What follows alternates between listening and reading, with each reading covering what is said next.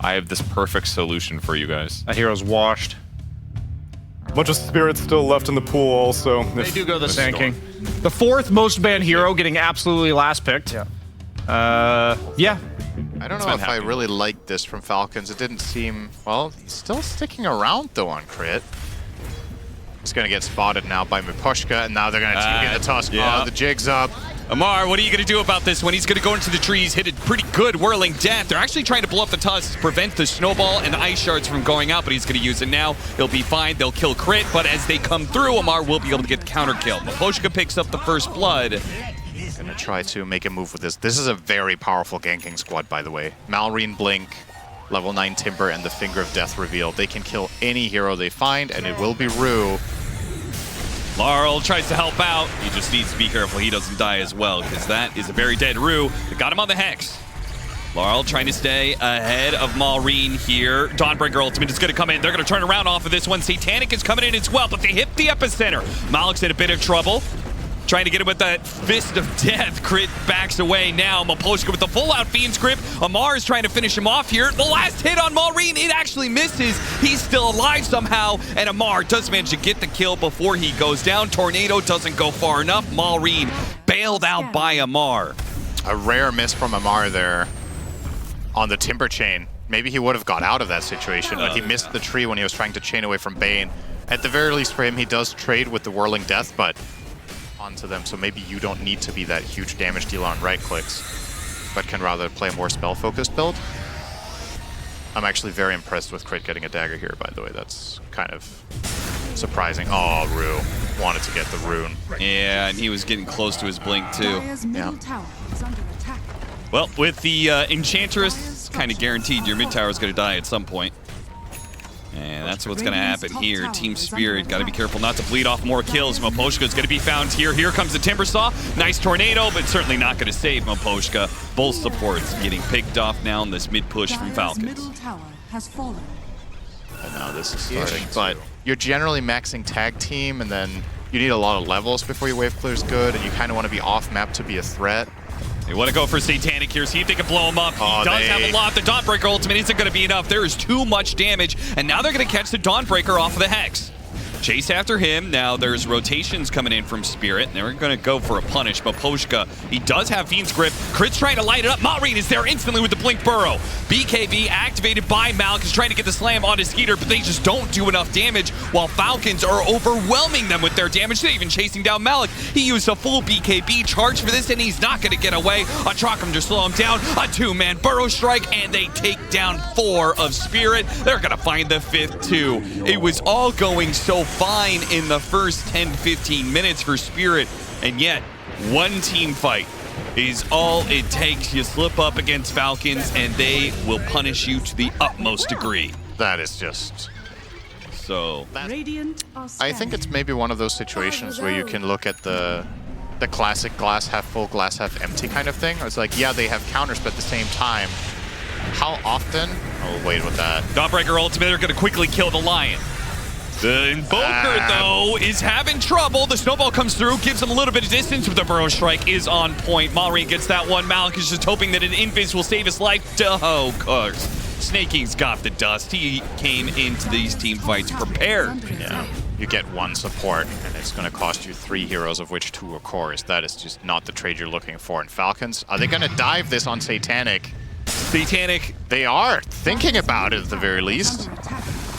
He does have his BKB. They'll get that charge out of him here. The Glyph's going to be activated for the multi-shots here, trying to get these low heroes and finish them off, but it's not good enough. Dragonborn BKB now on cooldown. Yeah. I wonder how... Can you see how many games he had on Chen? Were you looking at it? I can figure it up. Jump forward, Blink doesn't immediately find Mark, but Satanic's in pretty deep here. He does have his BKB, but the damage... They got 1 disable on him, and then he's just dead. And the Dawnbreaker, same situation as many times before. The ult comes in. It doesn't save the hero. He's instantly disabled and killed. Spirit don't know what to do. It's actually pretty clear. They don't have a plan. No. These heroes are running in. They find the Ench again. They cast a stun and a Sunstrike on her, and they're like, "What are we doing?" And then they just die, and now they lose the game. It's it's not a good look when you're off to a decent start and then you find one more kill until you get raxed. This game was 5-4 for Falcons, I want to say at minute 12. So Spirit have accomplished absolutely nothing in the mid game. Actually has some pretty crazy AoE this damage. is a nutty combo. With the BKB, you're fully protecting your armor. So you're not worried about being tornadoed if you want to make that exact play. Just go for it. Great baiting out there. Takes it right in front of his face. Oh, this is spicy now. They're getting lots of stuns. Dawnbreaker ultimate comes in. Got an Abyssal Blade on a Satanic, but he managed to get off his BKB. They're going to turn and look at Malrine. Malrine activates his BKB. The physical damage is just not enough. Satanic cannot do enough. And Malik, he tries to get away. Crit just blinks in front of him, gives him the finger. And Maposhka will join the other two. The fountain. All right. And I mean, this has got to be game, right? This was the one time. Now, Spirit go out of base. They get into that awkward situation we were talking about. Dragon Knight, no buyback. It's cool if you have the Tusk Axe now, but... He doesn't. Don't worry. Oh, Laurel. That's one way to do it. Run, Laurel, run. Escape for now. Mars in. There's that damage. Overwhelming blink. That's a dieback. Whirling Death, Havoc Hammer. Boom, boom, boom. Dire's bottom barracks has fallen. He's gonna go S and Y. Dire's middle tower is under attack. Or excuse me, Kaya Yasha. He's gonna be even faster at getting off these combos. Falcons aren't scared here. Until Dragon Knight buys back, they don't care. No. There's the kickback on a crit. They managed to slam him nice and quick. 3-man unstable concoction, but Falcons, they see the buyback from the Dragon Knight, as you said. Not scared until that comes out. And even then, I feel like they probably could win the fight, but no need to risk it. As Roshan. Spawn time has... Spirit will go for a Hail Mary. Falcons seem very aware that this is coming. Yep, they have all info because the mid wave is not being pushed pushed on them. Lamar gets to the back line already. There goes the Bane. Rue, he's rolling onto the Enchantress. That's not what they want. There's no position to get a kick here, while Laurel is going to die despite the BKB activation. Rue tries to make a break for it after the snowball, tries to blink back and away from Falcons, but they have plenty of chase. Sand King Timbersaw, you're not outrunning that. It's gonna find Malik. Are they gonna kill him with just 2 supports? That can force his BKB. Certainly. Or that. Alright. Did not manage to take away his entire mana This pool. build, I need to see this. I need to see Malrine just get in there. So Falcons just let Malrine handle them. So the idea is that with the Ags working in the new way with Stinger, you amp up your damage with the Daedalus, and then you jump in with Epion, and you obliterate people in the radius. Smoke breaks. Mars gonna draw some attention here, and here it comes. Amp damage goes out. He starts blinking forward. Okay, the Burrow Strike, that doesn't do too much. He still has a refresher, though. He's got a second chance. He could do this again, and he even still has cheese. Chases after Satanic. Oh no, he's gonna die. No! That's poetic. Oh, come on, man. It was so unimpactful. It was so bad. Oh, I really wanted to see it. I wanted to see him pop off in a fight, but he blinked into a BKB hero.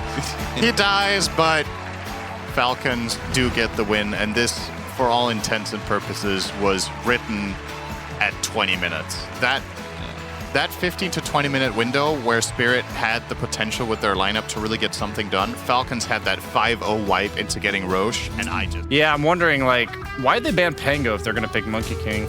It's kind of interesting. Ooh. Nature's Prophet. The Laurel Nature's Prophet? Interesting. Yeah. Okay. Malrine did play this mid, so he's shown it on the mid lane before. Yeah, and that will make life harder over time for the spam lane.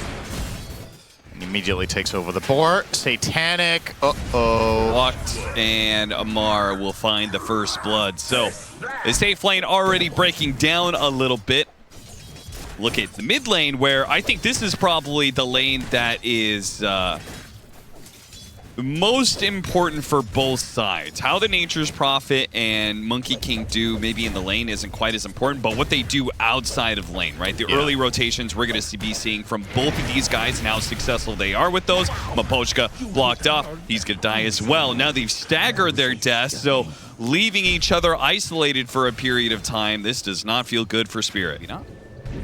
Crit's actually going to TP up to the outpost and make a break for the Wisdom Room. Oh, this is... I mean, Shaker is, in theory, really good at this, because you can block off the entire slope if you're there very early. Yeah. He's not going to be there that early, but I think the Hoodwink might be too late. This is going to be kind of close. Oh, If he just fissures it now... Oh, he doesn't fissure, though. Now he'll see him. He's going to get it. He's going to get it by walking in and taking it. Miposhka and Rue, the Wrath of Nature is going to go off. They will be able to get the kill in return, but the damage is already done. They have lost their Wisdom Room. That is well worth it for Crit. Just textbook stuff here from Falcons. Getting the mid tower, invading the triangle, using the cleave from the Dragon Knight, and then also escaping with 0 casualties. Skater also doing his patented Blink Dagger first build on Dragon Knight that, I don't remember who said it, but it was the Blink first on Dragon Knight? Yeah, don't only do that if you're Skeeter.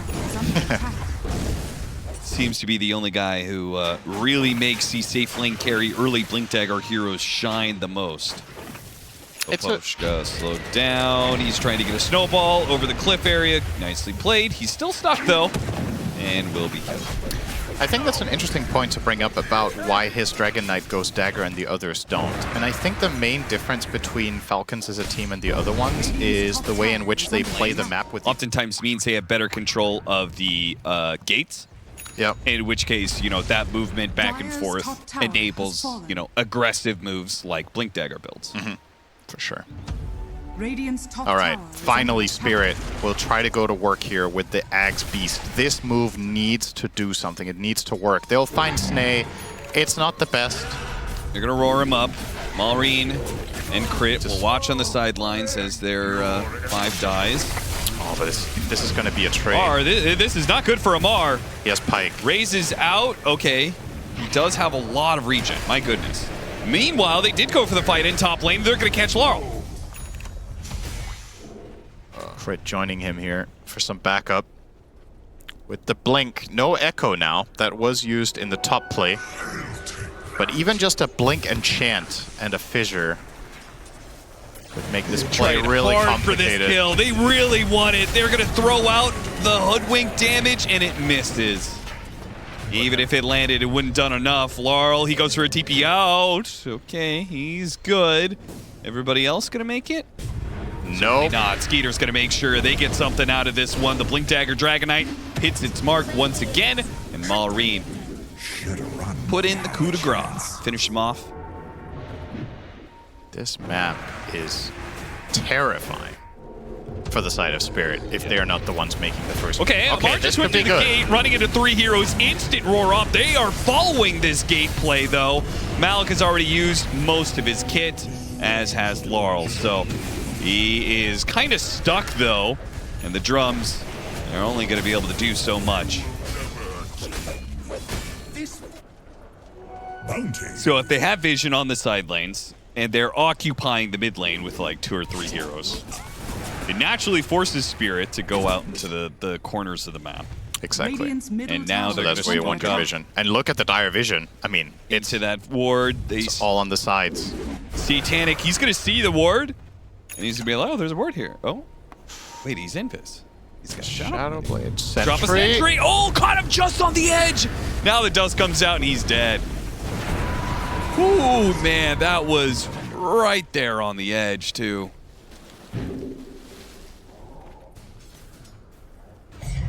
Clutch play from Crit. They've got such good catch, too. Yep. Blink Dragon Knight, a Monkey King with Gleipnir, and an Earthshaker. Just, again, textbook stuff. They make the smoke play around the time that the Tormentor can spawn, or will spawn. They find the one pick that they need to unlock this for free, and they steal it, and now they go back to their own one. So this gank was worth 3,500 gold, probably. Because a Tormentor steal is 2,800, and then you also kill the SF. Yep. So this is massive for Falcons. They got to get something out of this one. Malik, they finish off Crit. Do manage to get that kill. If they can get Skeeter as well, this would be really good. Falcons split up a bit too much. Get caught in the act here in the top lane. Are they going to be able to bail out Skeeter here? Do they have any AoE damage? Okay, they got the shards. That hits him. The Requiem goes out, and they will manage to kill him twice. Laurel walks away with the double kill. Recipient of a healthy amount of gold, and he needs it too. That's a good punish. Skitter wanted to also TP out, but he got interrupted. And yeah, just as I say, this was going to look great for Falcons with getting both Tormentors and then maintaining control. Spirit make a very successful move there. Take away the Aegis, kill him twice, and also take the Shaker to boot. Possibly with the plan to lay down even more vision. Uh-oh. They're going to run into Malik. Now, Malik has a shield rune, and he has BKB. He blinks forward past him a little bit here, and they chain stun him up, take down his shield rune pretty damn quickly, and his HP falls shortly after that. Now they've caught themselves a Laurel. Nature's Prophet. Requiem is going to go out. Satanic trying to bail out his mid laner. Now they focused on the Monkey King and will be able to. Oh, he got up the boundless strike. He went deeper into the base. As a result, the lifesteal gets him up, and he might actually survive. No way. He stays up. Satanic dies instead. Okay, that was unexpected indeed. Maureen lived in a 0-for-4 exchange once again.